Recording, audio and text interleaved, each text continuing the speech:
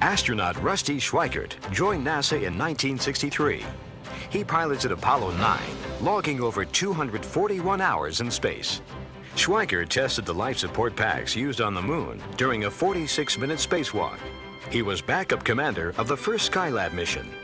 Schweickart was then named Director of User Affairs at the NASA headquarters. He was responsible for transferring the discoveries in space into applicable uses for science and commerce. Hello, I'm Rusty Schweickart, Apollo 9 astronaut. America's first space station, Skylab 1, launched unmanned, had been placed in orbit with substantial damage, its external solar shield having been ripped off during the launch. The crew of Skylab 2, the first manned mission to visit the station, spent a great deal of time repairing the space station and restoring it to a functioning laboratory. Skylab 3 was then sent up with an increased focus on scientific achievement. With the crew intently focused on this goal, it turned out to be exceptionally productive, some researchers calling it a scientific harvest. The film you're about to see is an in-depth look at living and working in America's first space station using actual film taken during the Skylab 3 mission. You'll be given a personal tour of the space station by the crew, visit their living and sleeping quarters, and the laboratory space in which they conducted a vast array of experiments for 59 days. By this time, in the U.S. space program, a great deal of preliminary scientific work had been done, and NASA knew that researchers could function as well in weightlessness as in ground laboratories. Therefore, the design of Skylab's scientific experiments was highly ambitious, and the experimental equipment was very sophisticated. You'll be given a personal introduction to equipment used to develop new materials in weightlessness. You'll see cameras and sensors designed to probe the Earth's natural resources. You'll see highly sophisticated solar telescopes and the phenomenal views they gave the astronauts of our sun. And you'll surely delight in the freedom of zero gravity as you join the crew in tumbling and playing in the open spaces of the station. Skylab 3's training and dedication paid off with an amazing amount of scientific data. Growing crystals of unprecedented size and purity, capturing the real-time development of solar flares and coronal explosions with a host of instruments, and obtaining never-before-seen images of the Earth's weather and physical resources, the mission was indeed a scientific harvest. Many of the results of this mission are shaping our lives today, both on the ground and in the design of more efficient space stations and space probes for the future. So join me as we eat, sleep, work, and play with the Skylab 3 crew aboard their combination house and laboratory in space.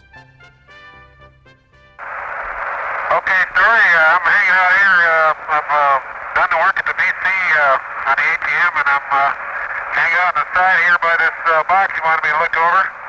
See all the Great Lakes, see Detroit, see Windsor, Toledo, see the St. Lawrence River. Okay, for the ATM drive room, there's a pretty bright spot over on the very west limb here. It's probably actually reaches 7 or 3. And we're taking a look over the eye of the hurricane at 43 plus 15, just a little bit earlier than your prediction. And should have it's very, very easy to fly. It flies just like the simulator, and maybe a little bit easier. In the months of August and September 1973, a second crew of astronauts lived and worked aboard the Skylab space station. During that 2-month span, these men generated a staggering amount of scientific data. Data that in some cases will take several years to analyze, and whose impact the scientific world has yet to fully comprehend. For the record, it was the second manned mission of Skylab. But owing to overwhelming success, it might well be called a scientific harvest.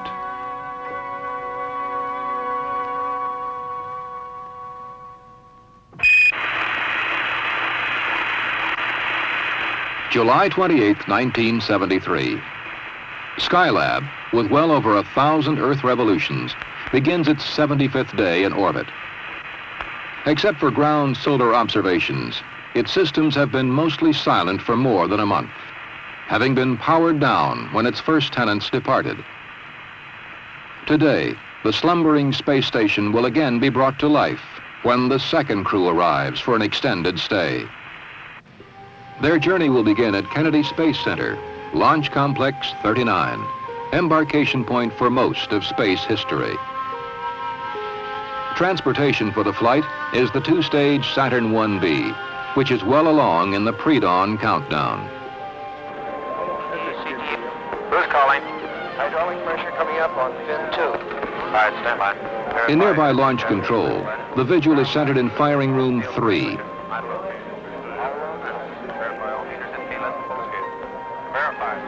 Here, the staccato of digital readouts tells the launch team that all systems are go. The countdown is smooth, almost routine.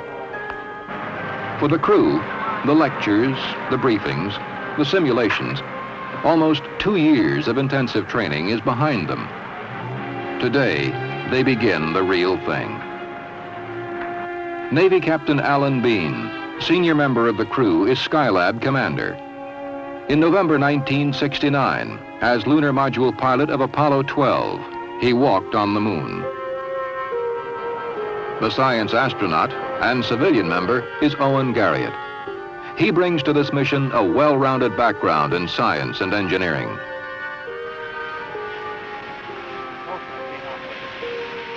The pilot, Marine Corps Major Jack Lausma, who served on support crews for 3 Apollo missions. For the 3 of them, the longest space flight ever is about to unfold. Get liftoff. We'll be looking for liftoff right at the T0 mark. We passed the 15-second mark in the count. T-minus 10, 9, 8, 7, 6, 5, 4, 3, 2. We have ignition sequence start. All ignitions are running. All engines running. We have a liftoff.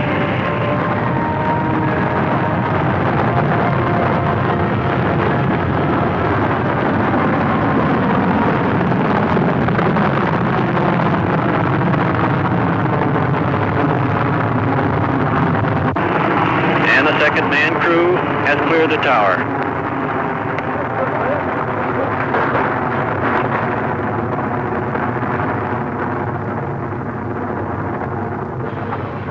By all accounts, there had never been a smoother launch sequence.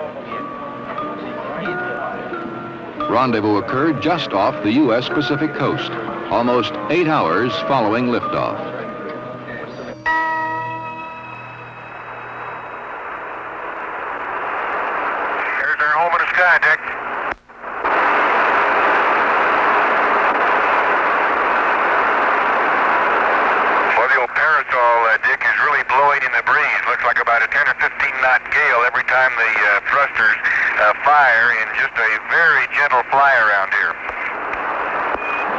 Roger, we were watching that very thing there.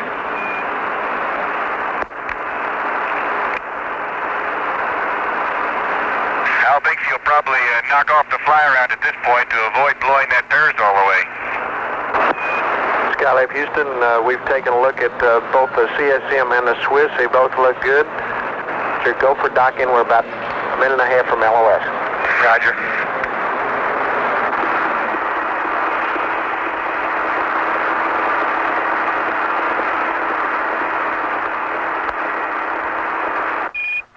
Okay, we're docked. That went real well. An oxidizer leak in one of the quad thrusters was the only blemish on an otherwise perfect flight. The leak would mean a slight loss in attitude control on the return flight, but at this point, it appeared to be well within backup control capabilities. Leaving the detailed analysis to ground specialists, the crew wasted no time moving into their temporary home. Within an hour, they had begun restoring Skylab to a living, working environment.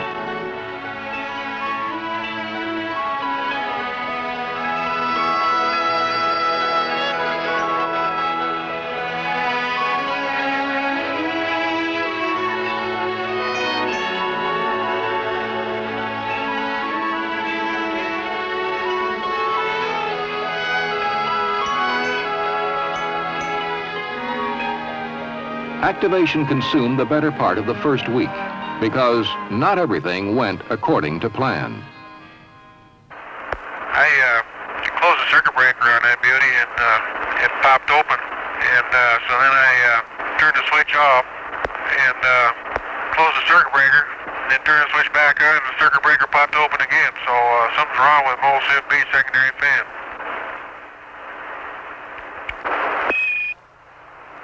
To give you a feel where we are at the moment, we're beginning to eat our meal right now. We've had to move extremely slowly to keep from causing any vestibular problems with ourselves. By that, I think both Owen and I have a little bit of stomach awareness, so we tend to be fairly careful how we move. And since we are moving rather slowly, then it's taken a little bit longer than we had planned. Because of built-in mission flexibility, the delay had little impact on overall scientific gain. The flight plan was adjusted as required while the crew continued to make headway. The solar astronomy instruments were, meanwhile, delivering data in the unmanned mode. Medical experiments got underway. And some of the corollary science and student experiments were initiated. For example, these Minchmog minnows, being set up for observation, appeared to lose orientation in zero G. They would usually float with their belly toward the wall, and then after doing that for a while, then they'd swim in outside loops again. So they can't make up their mind which way is up and down either. Yes, sir. Good observation. Another passenger from Earth was Arabella the spider. This was a student experiment designed to find out the structure of the web she would spin in the weightless state.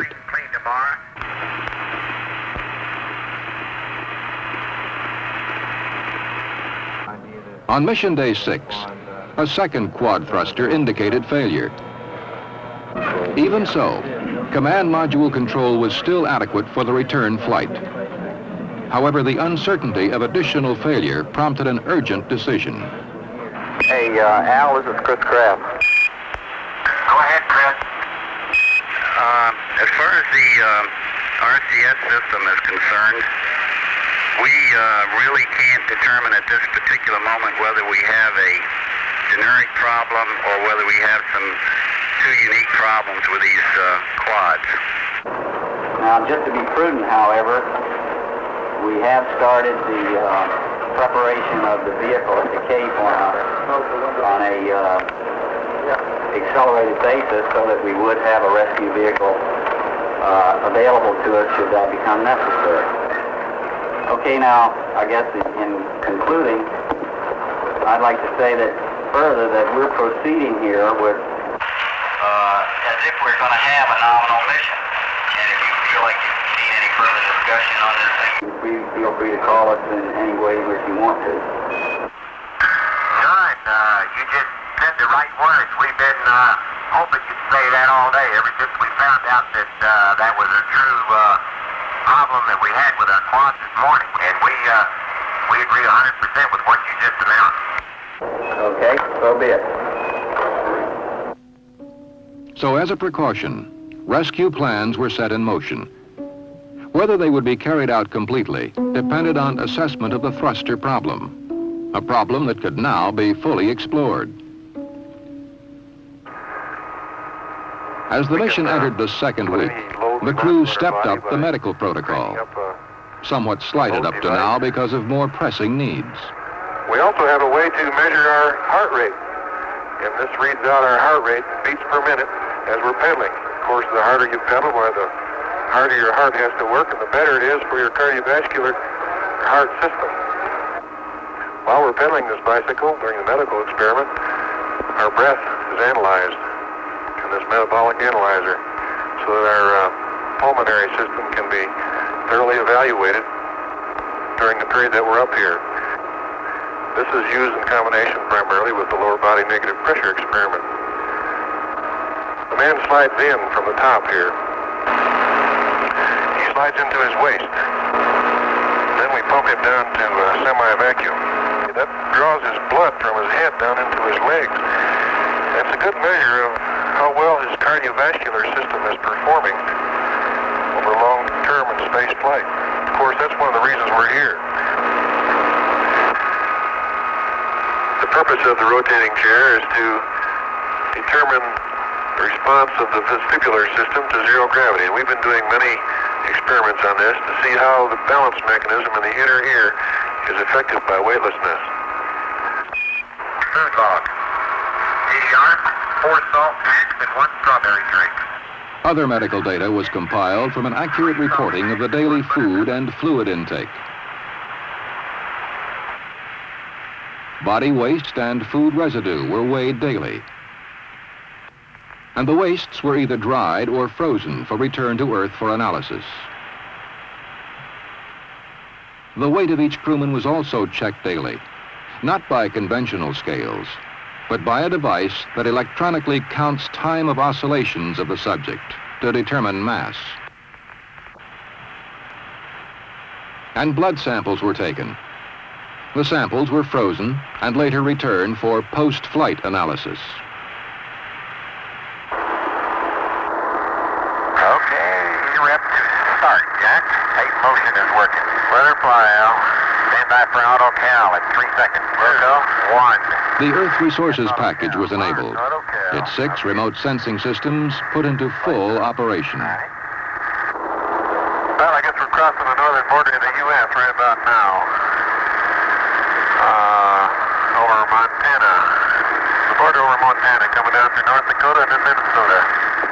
One of our major objectives in Skylab is to look at Earth and its resources. We want to look at its forestry and its agriculture, its freshwater resources, its weather, its pollution, and a number of other resources that are very important to us on the Earth. This is called our Earth Resources Experiment Package. It consists of about 6 experiments with which we look at the Earth, and we spend a lot of time taking data here. This particular instrument is a telescope, and we can see resolution down to a quarter of a mile square. For example, we can see a city block with this telescope. Let's take a shot off the coast of Chicago there. Okay, there's a little bit of tracking in Lake Michigan just east of Chicago. We have another battery of experiments also that are associated with Earth resources, and they are these cameras that take actual photographs in different wavelengths of light. And then these photographs will then are returned to ground and processed and evaluated. And the purpose, of course, is to learn how to use our resources on Earth more efficiently and more effectively. Handheld cameras were also unstowed, their lenses aimed at Earth through the wardroom window. Okay, and we got that storm story. It's got a nice spiral effect, and it just doesn't look very strong yet. This is Skylab Control at 11 hours 55 minutes Greenwich Mean Time on mission day 10. Today's entire crew schedule is devoted to the extravehicular activity. This was the first of 3 scheduled EVAs. The amount of work to be performed would make it the longest. I don't know. I've got to check now. Do I have any twist above me, Jack? Nope. Okay, now let me see about this. Erecting a new sunshade over the workshop was their most difficult task.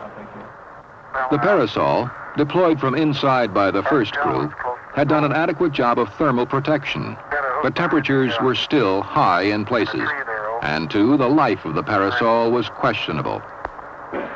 The sunshade would even out workshop temperatures, and it would endure well beyond the final mission. Everything's going in good up here. They're working at a slow, steady pace, and nobody's tired. So I have a feeling that the last half is going to go a little bit faster. We were the most concerned about this one because we didn't want to lose any parts. Okay. The EVA consumed about double the time allotted, but all tasks were successfully performed. The total time outside the workshop was 6.5 hours, a new record for orbital EVA. Temperatures began to fall before the day ended. They eventually stabilized at around 75 degrees, providing the best environment in the workshop since it was launched. the ground will enable you to see The following day, the Apollo telescope mount was put into manned operation, allowing quick and accurate pointing of the telescope array at current solar phenomena. Now, to begin with, when I switch to the two positions called H-alpha, these words stand for hydrogen alpha, and they are called hydrogen because the light that we see comes from light radiated by hydrogen atoms in the sun's atmosphere. Now, this light is in the visible wavelength range, and you can actually see these things, these pictures on the ground as well. They're about the only instruments that we have of that nature. And we use them here because we see much of the fine detail on the sun at these wavelengths radiated by the hydrogen atoms. For example, we can see sunspots, we can see network, we can see filaments, all of these things on the sun in great detail. Now, the next display that I'd like to discuss briefly is a white light coronagraph. Now, this coronagraph also records or images pictures in the visible part of the wavelength. But it has a very unique feature which makes it something that cannot be observed very often from the ground.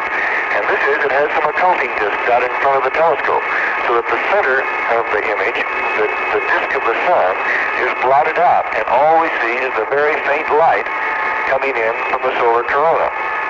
Now, those of us on the ground can only see this at those very infrequent intervals when we have a total eclipse of the sun. Now up here, we're essentially looking at a total solar eclipse all day long. And we monitor the changes that occur in the corona, and once we tie all of our pre-missions together here in Skylab, we will have monitored the changes that occur in the solar corona over a period of over 5 months. And some of the changes are dramatic indeed. We have, as a matter of fact, recorded some very large transients that occurred in the solar corona. A large bubble of gas was blown outward through the solar corona. It stretched the magnetic field lines out like rubber bands and finally burst the rubber bands, and the gas continued far on out into the corona and eventually reached the environment of the Earth. Now, when these gas bubbles do reach the environment of the Earth, they cause some very interesting things which we can see, or you can see, on the ground. Aurora are one of the most fascinating things that are produced by the arrival of these clouds of gas and magnetic field disturbances. And when they arrive and perturb the Earth's magnetic field, in some way not fully understood, the auroras are produced. Dr. Garriott went on to explain instruments that record in the extreme ultraviolet and instruments that provide data in the X-ray wavelengths. And he talked about that interesting phenomena we call solar flares. Flares, for example, are some of the most outstanding transients. We've had the good fortune to see several of these since we've been up here in the last 4 weeks. And when these events occur, we very quickly go over and train all of our instruments on those flares and begin taking photographs as rapidly as possible in as many wavelengths as is possible. And we hope to better understand what produces these flares, what is the size of the flare, and perhaps better understand the mechanism by which these things are produced. Skylab telescopes also reached out beyond our sun to record the ultraviolet spectra of distant star fields. Early type stars, too faint to be seen with the naked eye, were photographed, as were the abundance of young, hot stars in the Milky Way.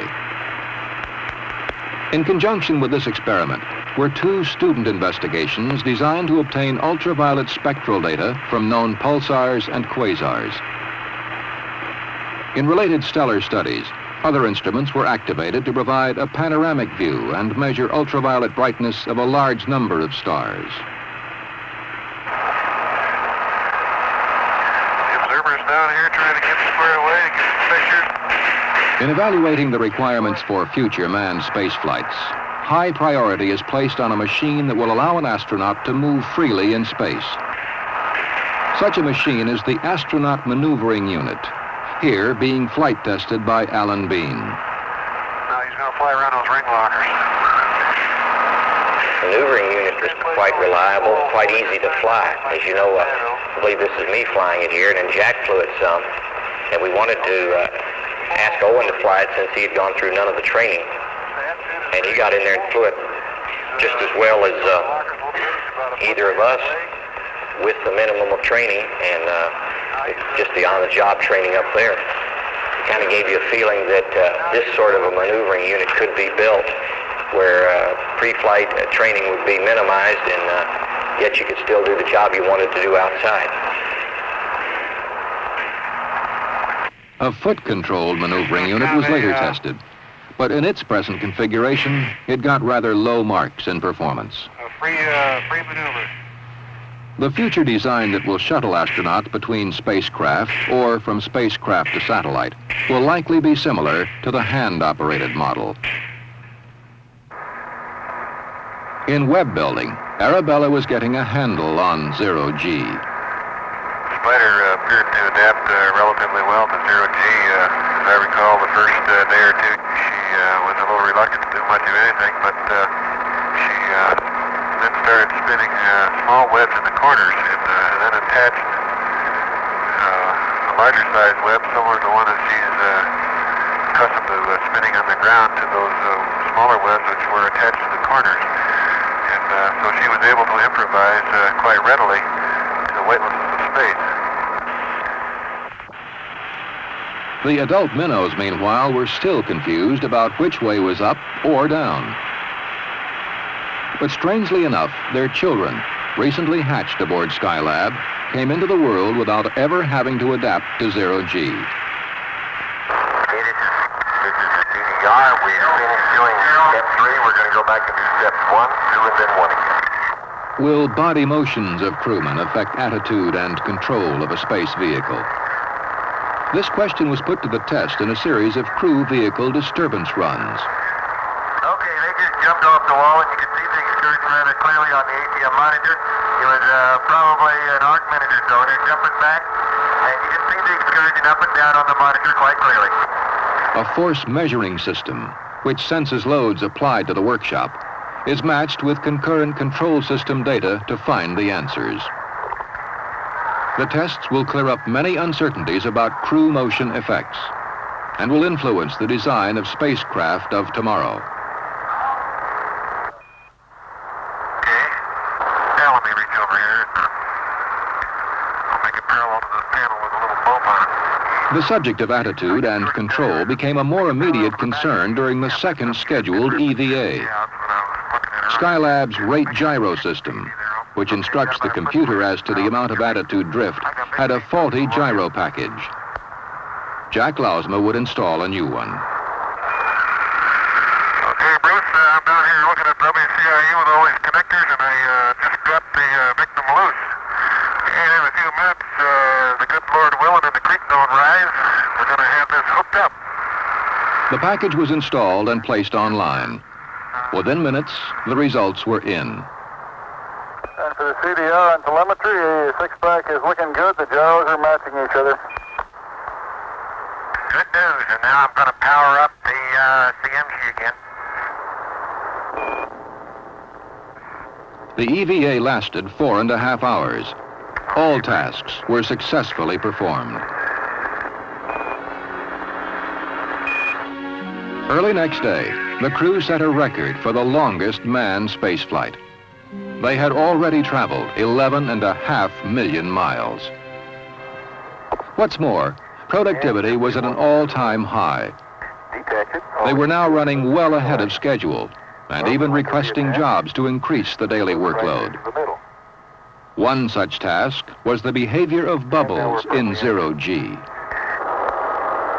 we will try to cause some perturbations to it again. Now you see the oscillations are much less damped, and it exhibits almost all of the pre-modes of oscillation that you would expect for more or less a ball of liquid like that. We will spin up those oscillations again by just blowing an air jet on the bubble.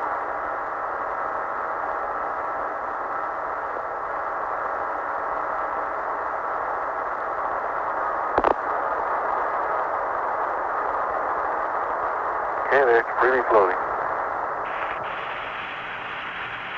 There were also demonstrations of angular momentum, magnetic effects, a Wilberforce pendulum. There was even an attempt to find out about the aerodynamics of a paper airplane without gravity. Another set of experiments that we have on Skylab is to explore the industrial uses of space. Here before you have an electron beam welding gun. Now it doesn't look like a welding gun that we have on Earth, but it's operated by high intensity or high energy beam of electrons, which will strike metallic material in this chamber, which can be evacuated, and it's capable of melting the metal and welding two pieces together. Additionally, with this chamber and the electron beam gun, we can produce perfect spheres or ball bearings. So grow crystals in here, as you know. Perhaps much of metallurgy and crystal growth and the formation of metals is very dependent upon gravity. We believe that we can grow perfect crystals and perfect metal without the presence of gravity, and we're examining that particular phenomenon here at Skylab. While most of the time was devoted to experimentation, a part of the astronauts' day was spent on the more mundane aspects of living. There were meals to prepare, cleaning, taking out the garbage, equipment repairs, personal hygiene, and always the exercise. Although a few hours away from the routine was rare, it usually found expression in the novelty of zero-G.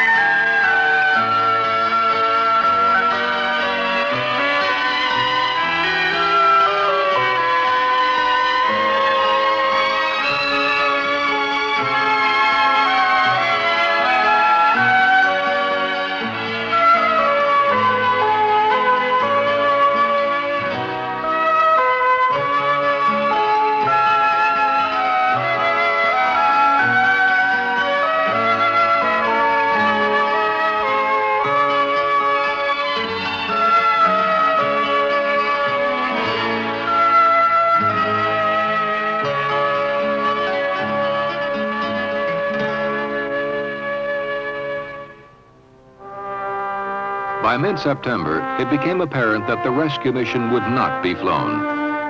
Analysis had shown that command module alternate control modes were more than adequate for deorbit, and the condition had remained stable. In addition, contingency plans were defined for the defective quad thrusters in the unlikely event they would be required. It looked like a nominal mission all the way. Skylab cameras, meanwhile, maintained a steady flow of pictorial data, such as Earth's horizon airglow. These photos will tell scientists about the behavior of ozone and its importance to the thermal balance of the atmosphere. For the science of meteorology, strong weather systems were closely documented, as were these very striking wind convection patterns. Volcanoes? They were photographed around the world to perhaps form a basis for predicting volcanic activity. The Alps, the Straits of Magellan, Italy, Gibraltar, Washington, Baltimore, the Grand Canyon, Cape Cod, the drought area of Africa. From handheld and Earth resources cameras, our planet was photographically documented as never before.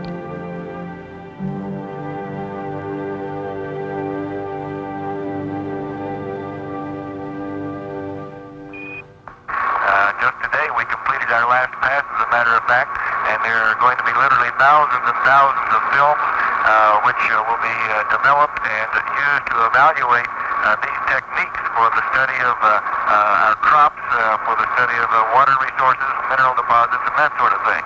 So in the area of Earth resources, I think we do have fairly immediate benefits for all of our country and other countries as well.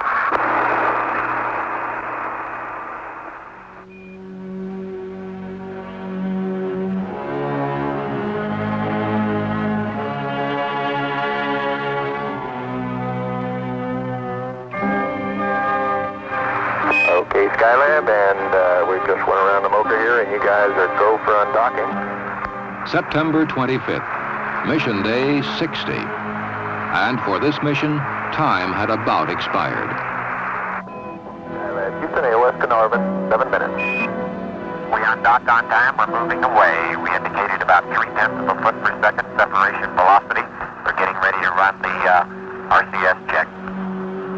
Very good, Al, and we'll be watching.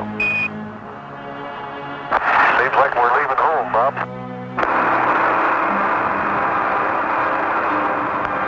Recovery would be off Southern California by the USS New Orleans. Skylab, the bird looks super to us. Your go for deorbit and entry. Good news. We're ready to go ourselves. We'll see you on the ground, I guess. Is this our last comp?